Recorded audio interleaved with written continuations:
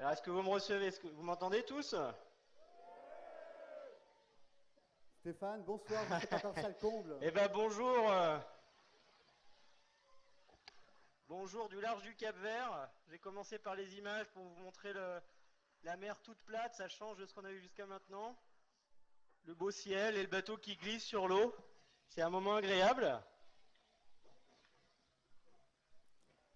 Et Comment- bah écoutez, moi je viens juste avant de vous appeler là, je viens de changer une voile d'avant. Je viens de passer de mon grand spi à mon grand Genneker. C'est un peu comme d'aller courir une heure bien énervé, parce que c'est deux voiles de 80 kg qui font monter et descendre à 30 mètres.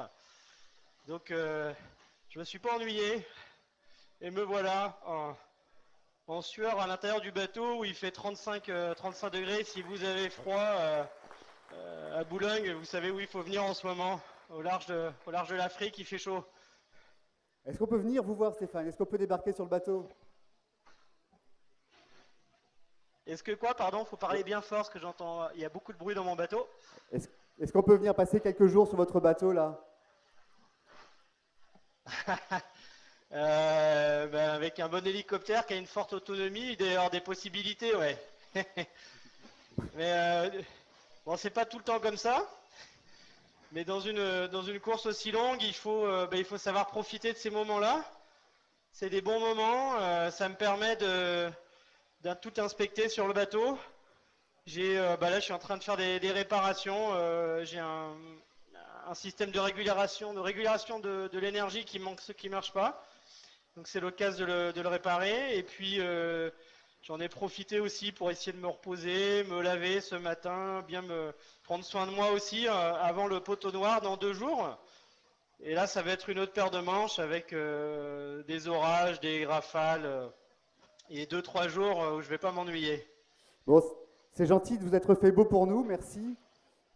Vous avez passé quelques jours à bricoler là depuis le départ.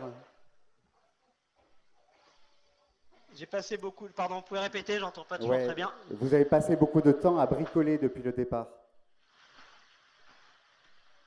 Beaucoup de temps j'en ai pas À reçu. bricoler, à réparer des choses.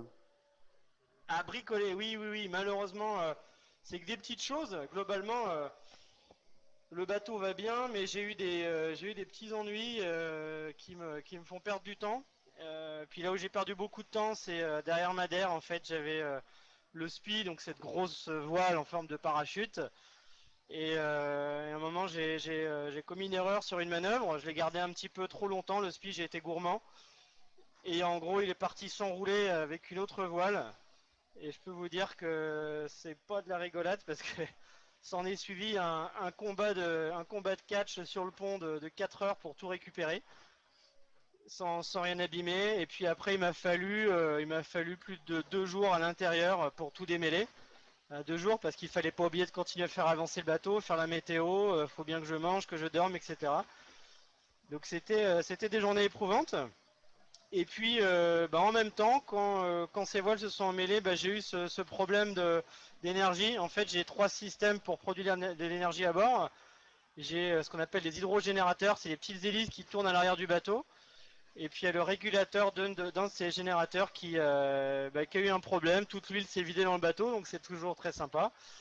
Il y en avait partout, et puis il faut nettoyer, trouver la panne. Donc bon, là j'ai réussi à trouver un palliatif, donc tout va bien, mais ouais, je me suis jamais ennuyé depuis le départ. Michel Desjoyaux, qu'on appelle le prof et qui a gagné 2 Vendée Globe, a coutume de dire que le Vendée Globe, c'est une problématique par jour. Ça va, vous avez été verni là. Et maintenant, il n'y a plus qu'à manger votre pain blanc. Ouais, c'est au moins une problématique par jour, ça c'est sûr.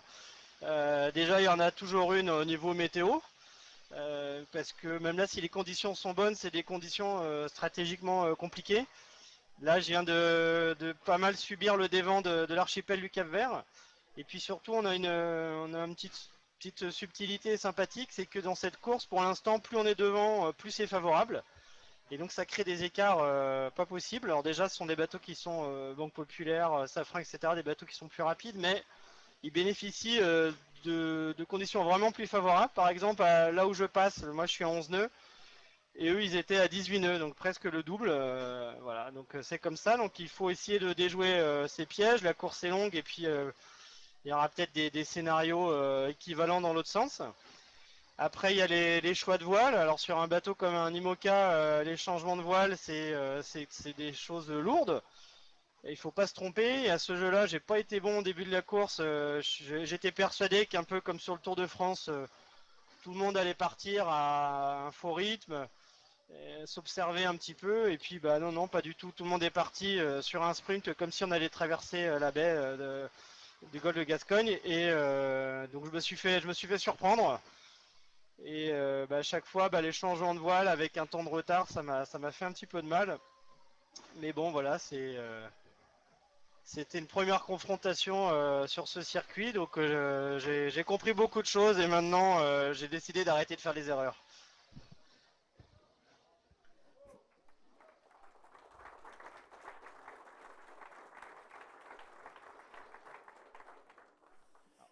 Stéphane, il y a quelque chose qui s'annonce devant vous, qui s'appelle le poteau noir. C'est un drôle de truc.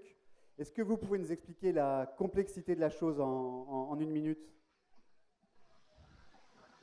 Bah, le poteau noir, son petit nom scientifique, c'est la zone de convergence intertropicale. Ça veut dire que c'est la zone de convergence des alizés de l'hémisphère nord et des vents d'alizés de l'hémisphère sud. En gros, on a des vents de nord-est et de sud-est qui se rejoignent dans une zone qui est un méandre de grains très violents, avec des formations nuageuses qui montent jusqu'à 20 km d'altitude, contre 12 km par chez nous pour les orages, donc ça vous donne une idée de l'intensité. Et il y a une alternance comme ça d'orages d'une grande violence, hein. C'est là qu'on rencontre les orages les plus forts sur la planète. Et en alternance de ça, des zones de calme complètement sans vent. Donc il faut s'en sortir, ça dure à peu près 100 à 200 km quand on n'a pas de chance. Et puis bah, il faut être malin, faire feu de tout bois, se glisser dans les grains, etc.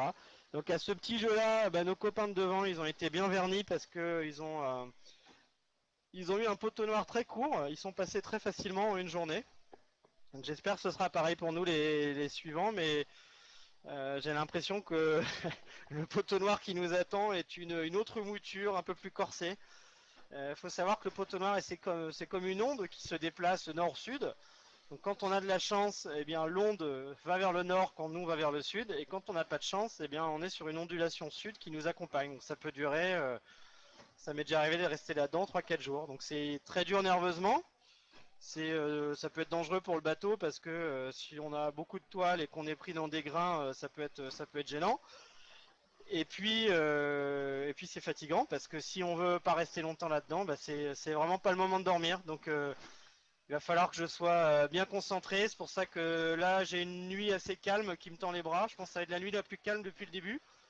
Donc je vais essayer de dormir en me réveillant évidemment, mais de dormir 8 à 10 heures si je peux, vraiment le maximum, parce que là c'est vraiment tout calme.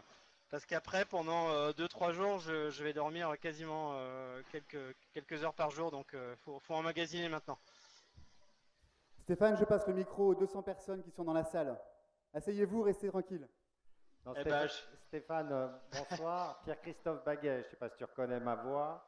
Je voulais dire qu'on était oui, très oui, oui, je heureux. reconnais Pierre-Christophe. Bonsoir. Merci pour cette communication. Ici, on est très nombreux ce soir, bien sûr, avec tous les partenaires pour l'inauguration de ce PC Course, qui a déjà ouvert le jour de départ la semaine dernière. Pardon.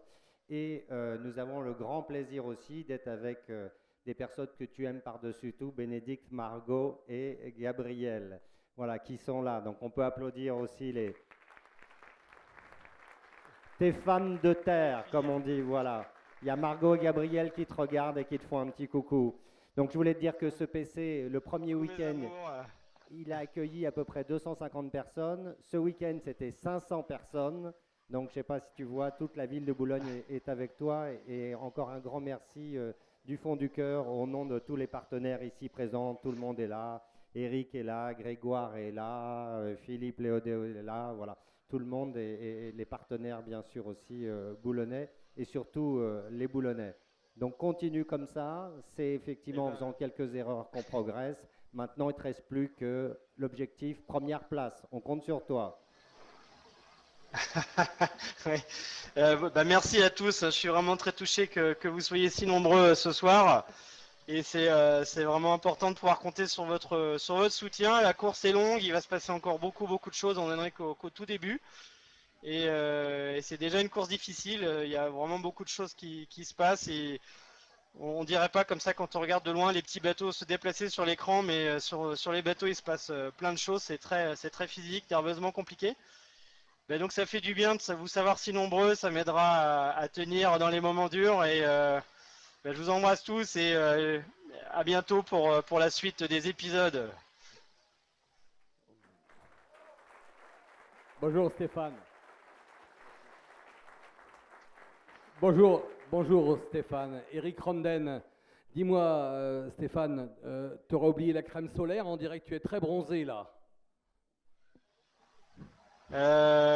J'ai très chaud.